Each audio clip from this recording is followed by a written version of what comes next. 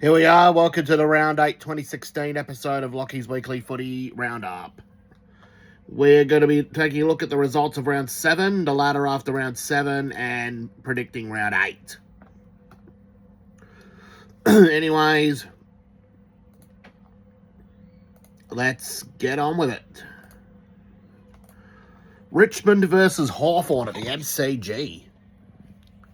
Well, the Hawks are basically bounced back from that loss against GWS to get up by 46 points. I think they're kind of playing like the Hawthorn of old. They were only down by they were down at one stage in the third quarter by about 2 goals. Then Hawthorn ran away with it in the last quarter. Let's look at the stats. Wow. What a game from Jordan Lewis. 28 touches and a goal. 16 touches, a goal and 16 tackles from Liam Shields. Billy Hartog also had a good game. 28 disposals and a goal. It's probably his best gut. He's starting to emerge as one of Hawthorn's long-term midfield options. Richmond's best player that game was Anthony Miles with 24 touches and 2 goals. Anyways, let's take a look at the best players from each team. Anyways, I'm going to close the curtain. Make it a bit more better for the filming. Luke Bruce, what a game did he have? He kicked 6 goals. 4 from Jack Gunston. 3 for Paul Piopolo.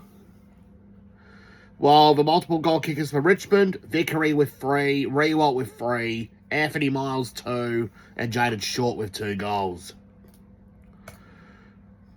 Let's see if Richmond can bounce back against the Swans next week. And Mother's Day Saturday, Collingwood versus Carlton at the MCG. Well, it's pretty much safe to say it's pretty much season over for Collingwood. How on earth did they manage to lose to Carlton? Best player on the ground that game was Bryce Gibbs. 30 disposals, 8 tackles, and 3 goals. Collingwood's best was Scott Pendlebury with 34 touches and 519 metres gained. Multiple goal kickers. Alex Basolo and Darcy Moore combined for 7 goals at Collingwood, and also 2 for Jesse White. However, for Carlton, Bryce Gibbs with 3, Andres Everett with 3, and Levi Casbolt with 3. Well, it's a bit of a miracle that Carlton are actually doing really well right now. Hey, could they potentially make a late finals run under Brendan Bolton? Just 1 year after they were this bad. Geelong versus West Coast Eagles at Simmons Stadium. Well, safe to say, the West Coast Eagles really hate the travel.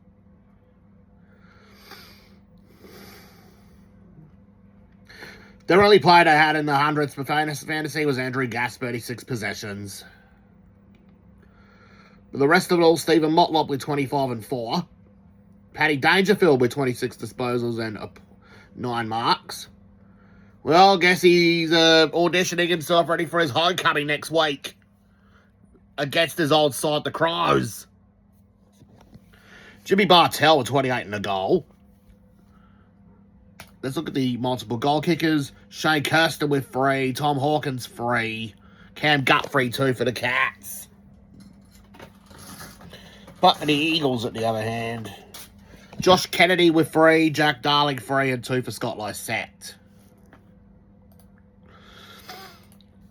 Well, if West Coast seriously want to contend for the premiership in 2016, they're going to have to fix their form on the road.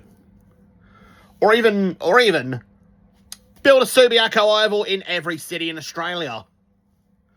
In fact, maybe have a Subiaco Oval in Melbourne. Sydney versus Essendon at the SCG. The game was originally slated for, one of the games was originally going to be slated for ANZ. But since, well, ANZ's no longer in use for AFL, Well, in this game, 37 disposals and 10 marks, but Tom Mitchell. He's continuing his excellent... He's building his excellent form. Ready for Melbourne clubs to be interested in him. Isaac Heaney, 22 touches and 5 goals. Give him the free votes. Essendon's best player that game was David Zaharakis with 33 disposals and 2 goals. Let's look at the Swans. Well, the other goal kickers, Buddy kicked 6. Kurt Tippett 2, Tom Papley 2, and Kieran Jack 2. That's 5 losses in a row now for Essendon. They're pretty much headed towards winning the wooden spoon at this rate.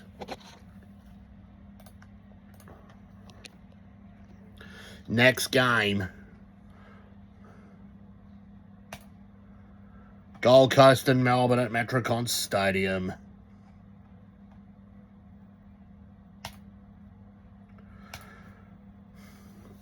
Well, this was a bit of a discussion back then. Should only just have one club in Queensland.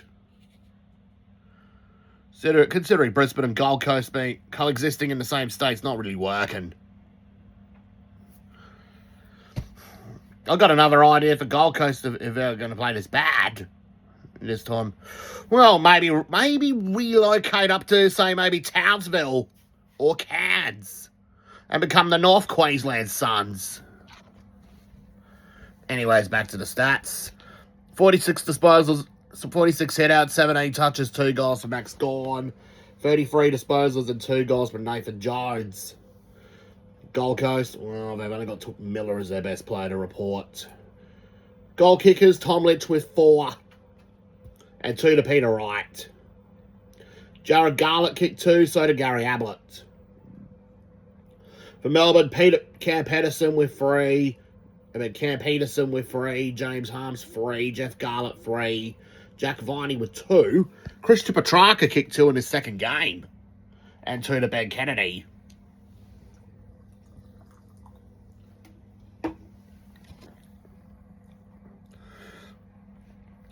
And I think that's about it to report with the goal kickers.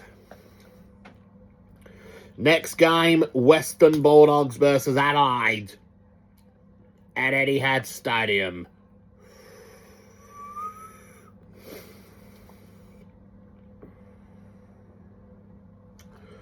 Well, the Crows nearly done it. Only lost by 15 points. Marcus Bontempelli, well, he's starting to come in his own. 30 disposals and 2 goals for the Dogs and 122 points in fantasy. The Crows' best player on the ground is Josh Jenkins. 13 disposals, 7 marks and 8 goals. What a performance. Well, the other best players for the Bulldogs are Tom Liberatore, Luke Dalhouse and Matthew Boyd. As for the goal kickers, Jake Stringer kicked 4 for the Dogs. Jack Redpath with 3. And Tory Dixon with 3. Well, Stringer basically kicked half of Josh Jenkins' goals. Caleb Daniel with 2. Barley Dale with 2. As for the Crows, Charlie Cameron kicked 2 goals. And he's starting to come in his own up forward for the Crows. Let's hope he can... Hopefully he can be the perfect replacement for Eddie Betts once he retires.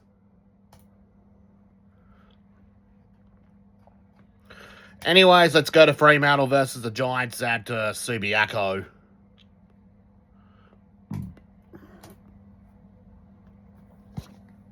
Nothing much to say about the Dockers in this one, except for Michael Walters' 22 touches and a goal and 26 and a goal for Daniel Pearce. Well, Jonathan Griffin had a good performance in the ruck for them and 33 disposals from Neil. But it's not enough to beat the Giants. Stephen Cornelio with 32 touches and 2 goals in his homecoming back to Perth. Callum Ward, 31 touches and a point. Heath Shaw, 26 and 10 marks. Anyways, let's look at the goal kickers. Chris May kicked 3 goals for the Dockers. In 2 goals... Well, for GWS, Stevie J kicked 2 goals. Jonathan Patton kicked 2 goals. Well, Jack Steele kicked 2 goals for the Giants. I got a feeling, well, if you're going to be future Lachlan, if you're going to be watching this, I reckon there'll be a shock deal. Jack Steele for Clayton Oliver. Maybe a straight swap. Could see Jack Steele become a Giant, become a Demon, and Clayton Oliver become a Giant. This is going to be my prediction for 2026. Anyways, back to the goal kickers. Hayden Ballantyne kicked 2 for the Dockers. It was a bit of a dour struggle, really, in Perth. Now for Sunday, Mother's Day. St Kilda versus North Melbourne at Etihad Stadium. Well, St Kilda coach Alan Richardson is having a bit of a rant about the countdown clock. Has that cost this side victory? They ended up losing the game by 7 points. Although Nick Rewalt had a great game with 24 touches and 3 goals and 16 marks. As for the Kangaroos, Todd Goldstein's their best player with 35 hit-outs, 17 disposals and 113 points in fantasy. As for the goal kickers, Tim Membry kicked 3 that game. Mason for the Saints. Sean Higgins with 2 for North. Same with Mason Wood. And one of the last remaining players to being coached by Dennis Pagan kicked 2 in his 300th game, Drew Petrie. The reason why I kind of mentioned one of the last players to be being coached by Pagan is, well, Drew Petrie did actually start his career in 2001 at North Melbourne, and Pagan left in 2002. As for, well, the other one was was one of the last players to play under Pagan, Boomer Harvey, 21 touches and a goal. As he's a few games away from breaking the record set by Michael Tuck. Port Adelaide versus Brisbane Lions at the Adelaide Oval. What's going on with the Power? Now, what's going on with the Lions? 1 week they nearly beat the Swans. The next week they got belted. While Stefan Martin was the best player on ground that game, 22 disposals and 51 headouts. Well, I guess Port had to play. We're having to deal with Trengove in the ruck that game. Surely you could have at least recruited a ruckman heading into the mid-season if you had a mid-season draft. Well, Ollie Wines was their best player, 30 for Port, 30 touches and a goal. Anyways, let's look at the goal kickers. Charlie Dixon, 5. Aaron Young, 3. Chad Wingard, 3. Justin Westhoff, 3. The only multiple goal kicker for the Lions is Dane Zorko with 2. It's going to be a long season for the Lions under Justin Lepich. Let's look at the ladder. Is anything stopping North Melbourne right now? 7 from 7. After their best start since 1979. Second on the ladder is Geelong. They're 6-1. Sydney are also 6-1. 4th, 5th, and 6th, we got Bulldogs, Giants, and Hawthorn at 5-2. West Coast and Adelaide are 4-3, but sit in the 8 on percentage. Melbourne and Port Adelaide are also 4-3, but out of the finals on percentage. Gold Coast, they've slipped to 11th. Carlton, they're up to 12th. 13th is the Saints, 2-5. Collingwood are 14th. They've won 1 out of the last 5 games. Richmond, they've lost the last 6. Brisbane Lions. What's going on with them? 1 out of the last 5 wins. Well, Essendon and Fremantle have been in horrendous form right now. Let's look at round 8 for my prediction. Crows versus Cats at Adelaide Oval. Paddy Dangerfield's first game against his old side. I'm sorry, Crows fans, but although I'm a Crows supporter myself, I'm kind of not confident about this one. I got a feeling the Cats will probably get up.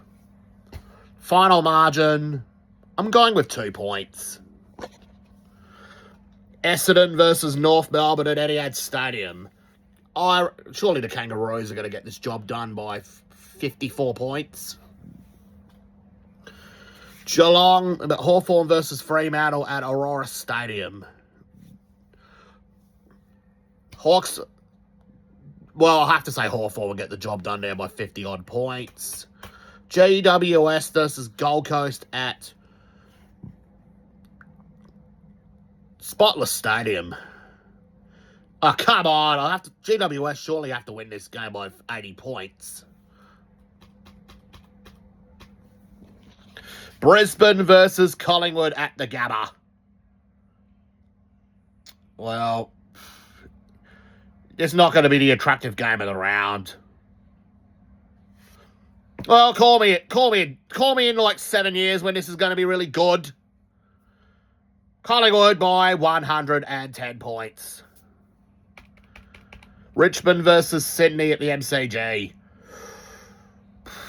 Swans by 68 points. We got the Sunday games. Carlton versus Port Adelaide at Etihad Stadium. I reckon the Blues might sneak in an upset by 2 points. Melbourne versus Bulldogs at the MCG. I reckon the Bulldogs will get it done I reckon Melbourne will get it done by 1 point. As this will be the Western Bulldogs' first game away from Etihad Stadium this season. They're kind of a bit like the new Collingwood, as they didn't really want to leave Etihad Stadium. Well, let's hope they remember to pack their toiletries to go to the MCG. Just a few kilometres away from Etihad. West Coast versus St Kilda at Subiaco Domain Stadium. And yet, since the Saints hate travelling, I reckon the Eagles will get the job done by about 100 points. That's it for this episode, and we'll see you again for round 9.